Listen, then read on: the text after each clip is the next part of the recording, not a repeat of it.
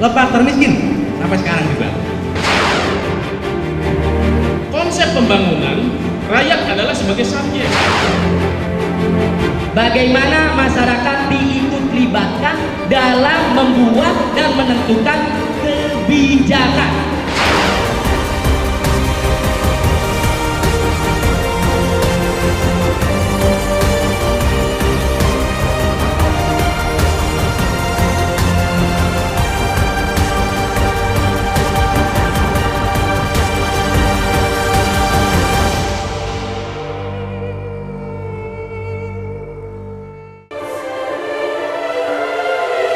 Lebak merupakan salah satu kabupaten tertua di Provinsi Banten.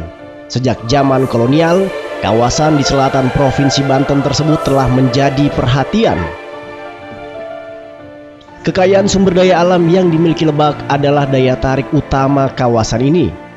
Namun, seiring perjalanan waktu hingga sekarang, Kabupaten Lebak masih belum juga lepas dari status sebagai salah satu daerah tertinggal di Indonesia. Bagi warga Lebak sendiri, kondisi tersebut tentu dirasakan cukup memprihatinkan. Selain dari sisi ekonomi, dalam hal pemerintahan pun, termasuk iklim demokrasi di dalamnya, dinilai sebagian warga Lebak, diantaranya mereka yang tergabung dalam forum stakeholder Lebak, warga Lebak belum sepenuhnya menjadi tuan di rumah mereka sendiri. Untuk menyuarakan aspirasi tentang kondisi Lebak terkini dalam berbagai bidang, inilah Forum Stakeholder Lebak Selasa 11 Juni menggelar sarasehan bertajuk Lebak Milik Siapa. Dalam sarasehan yang dihelat di Gedung Juang Rangkas Bitung tersebut, panitia mengundang sejumlah tokoh Lebak untuk berorasi menyampaikan aspirasinya. Tokoh-tokoh Lebak yang dihadirkan untuk menyampaikan aspirasi mereka berlatar belakang beragam, mulai dari akademisi, pengusaha, birokrat, pengamat politik, dan pemerhati masalah sosial. Para tokoh yang diundang membeberkan pandangan dan aspirasi mereka tentang kondisi Lebak terkini. Dalam berbagai aspek itu adalah Hipni Nawawi, Iman Solehudin, Sumajaya, Didi Nurwana, Iman Sampurna, Haji Masidi, dan Rijal Muga Negara. Begitu pula peserta sarasehan yang jumlahnya mencapai ratusan. Latar belakang mereka beragam, mulai dari masyarakat umum, mahasiswa, seniman, aktivis LSM, ormas, tokoh masyarakat, hingga kalangan veteran berbaur untuk mendengar aspirasi yang disampaikan para pemateri yang disampaikan dengan cara berorasi. Dalam sambutan membuka acara sekaligus orasinya, penanggung jawab kegiatan Rijal Muga Negara memaparkan tajuk sarasehan yang berupa pertanyaan Lebak milik siapa dikemukakan sesuai kondisi yang dicermatinya di lapangan. Diyakini Rijal, saat ini Lebak dengan segala potensi dan kekayaannya belumlah menjadi milik masyarakat Lebak itu sendiri dan lebih dinikmati oleh kelompok dan golongan tertentu. Karena sesungguhnya kita sebagai masyarakat Lebak, tatkala membaca pertanyaan ini, Lebak milik siapa? Rasanya beberapa tahun terakhir ini kita merasa Lebak ini kayak bukan milik kita. Semua kalangan, semua stakeholder, dari mulai mungkin kalangan ekonomi lemah, menengah dan atas, pertanyaan ini sangat sulit dijawab. Karena kalau jika kita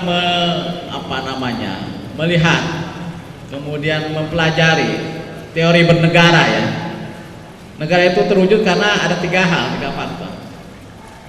Ada wilayah otomatis, kemudian ada penduduknya, ada penghuninya, dan ketiga ada pengelolanya, ada manajemennya, ada pemerintahnya. Jadi kalau salah satu saja tidak ada, ya ini tidak bisa dijadikan satu daerah, satu negara. Sehingga kalau Lebak ini tidak ada rakyatnya, ya tidak jadi Kabupaten Lebak. Juga demikian, tidak ada wilayahnya, apalagi. Nah, acara ini adalah bagian dari akumulasi perasaan-perasaan, kebimbangan-kebimbangan kalau bahasa Rangkas apa ya, cawerang ya, cawerang, tidak nikmat, tidak nyaman, tidak damai, tidak tentram hidup di bumi Lebak. Mimbar bebas yang digelar ini dikatakan Rijal merupakan sarana pembebasan warga Lebak dalam menyampaikan aspirasinya. Dan yang lebih penting lagi, di Kabupaten Lebak, menurut Rijal saat ini terjadi fenomena yang mengkhawatirkan, di mana manusia Lebak lebih takut kepada manusia lainnya daripada kepada Allah Subhanahu wa Ta'ala. Mudah-mudahan acara mimbar acara sarasehan, mimbar pembebasan ini bisa menjadi satu titik bola salju. Karena titik bola salju, dan kemudian bola salju ini akan menggelinding kecil, kemudian besar, dan membesar. Kalau satu titik bola salju tidak ada apa-apanya, tapi kalau sudah menggelinding besar, ini menjadi sesuatu yang dahsyat. Seperti itu. Nah, kenapa namanya mimbar pembebasan? Arti dari kata pembebasan ini bukan sekedar mimbar bebas saja, bukan, tapi mimbar pembebasan. Bahwa Lebak ini harus dibebaskan, harus dibebaskan. Kebebasan dalam menjalankan demokrasi yang belum sepenuhnya dirasakan warga Lebak juga menjadi sorotan narator berikutnya, Hipni Nawawi. Ditegaskan Hipni, sebagai bagian dari generasi tua, pihaknya mendorong generasi muda di Kabupaten Lebak untuk berani mengawal jalannya kemerdekaan seperti diamanatkan konstitusi di Lebak. Menurut Hipni, sudah seharusnya generasi muda Lebak mengambil sikap tegas, yakni menuntut adanya terciptanya kondisi Lebak yang lebih baik. Untuk itu kami meminta kepada saudara-saudara pionir generasi muda ini harus siap mengawal, di mana di dalam orang yang suka melakukan sholat, wa mahyaya wa mamati lillahi rabbil alamin, siap mati maupun hidup karena sekedar untuk mendapatkan ridha Allah, tidak sebagaimana la yamutu fiha wa la yahya, artinya ulah modar henteu hidup henteu. Dan di dalam generasi muda ini, apakah kita mati enggan, hidup enggak mau? Sebab apa? Tidak ada generasi pemuda-pemuda yang siap berjuang untuk mengawal kemerdekaan Republik yang berlaku di Lebak ini. Inilah justru saya datang ke sini ingin menyaksikan saudara-saudara. Saya lihat kami ada yang dari Cipanas, ada dari pedalaman, ada yang dari selatan. Saya perasaan bangga dan saya siap ikut menjadi barisan saudara-saudara yang ada sebagai garis depan, yang berada di garis depan. Tinjauan terkait kondisi ekonomi dan sosial Kabupaten Lebak yang juga dinilai masih memerlukan pembenahan, di sana sini dituturkan pemerhati masalah sosial Iman Solehudin. Dalam orasinya, Iman antara lain menyampaikan fakta masih menempelnya status daerah tertinggal di Kabupaten Lebak. Padahal menurut Iman, status serupa di sejumlah daerah lain yang disematkan sejak lama bersama-sama dengan Kabupaten Lebak sudah ditanggalkan. Hal ini bisa diartikan bahwa secara ekonomi dan sosial tidak terjadi perbaikan kondisi yang signifikan yang dirasakan warga Lebak. Hal itu diyakini Iman terjadi karena belum terwujudnya good and clean government di Kabupaten Lebak. Terlihat bahwa di Pulau Jawa ini, Lebak itu yang terbelakang. Kabupaten Lebak sudah termiskin tahun 1850. Kemudian untuk perbandingannya di Jawa Tengahnya itu Batang, di Jawa Timurnya Bangkalan, di Pulau Madura. Tetapi apa yang terjadi pada hari ini? Siapa yang bertahan termiskin terus? Hanya Lebak. Lebak termiskin sampai sekarang juga. Sampai sekarang masih di bawah pembinaan Kementerian Daerah Tertinggal. Separuh dari desa-desanya masih miskin. Jadi dengan mudahnya saya jawab pertanyaan dari moderator tadi, panitia. Apakah ini Lebak ini sudah good governance dan clean governance? Maka saya jawab sekarang juga sejujurnya bahwa jauh dari situ. Lebak belum good governance apalagi clean governance. Lebak masih daerah yang menderita. Uraian tentang pengelolaan potensi yang dimiliki Kabupaten Lebak yang belum maksimal dipaparkan secara lebih detail oleh Suma Wijaya.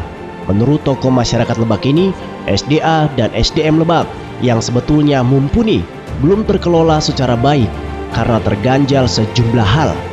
Dari sisi tinjauan ekonomi, misalnya, dinilai Suma, pembangunan ekonomi di Kabupaten Lebak belum menyertakan rakyat sebagai subjek dan melainkan hanya sebagai objek. Jangan menganggap rakyat sebagai objek. Jangan menganggap rakyat sebagai barang. Konsep pembangunan, rakyat adalah sebagai subjek, dia pelaku. Apa yang dia biasa lakukan sesuai dengan kapasitasnya. Karena apa? Dalam konsep pemerintah adalah penyelenggara. Siapa pelaksana? Pihak ketiga yang dilakukan adalah masyarakat. Diatur dalam Kepres, diatur dalam Kepmen.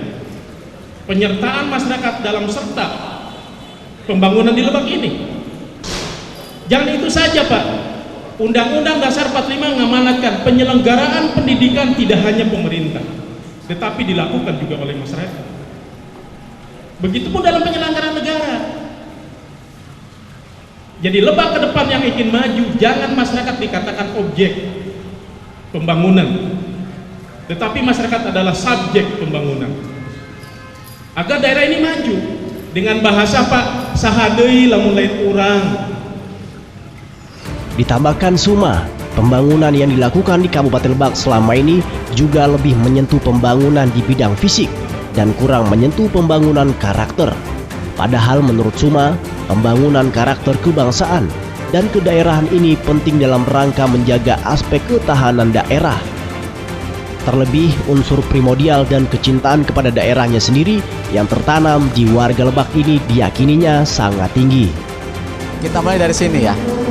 Jadi kita juga ingin melihat animo masyarakat terhadap kegiatan Sarasian ini yang mudah-mudahan bisa menjawab judul Sarasian ini, Lebak milik siapa.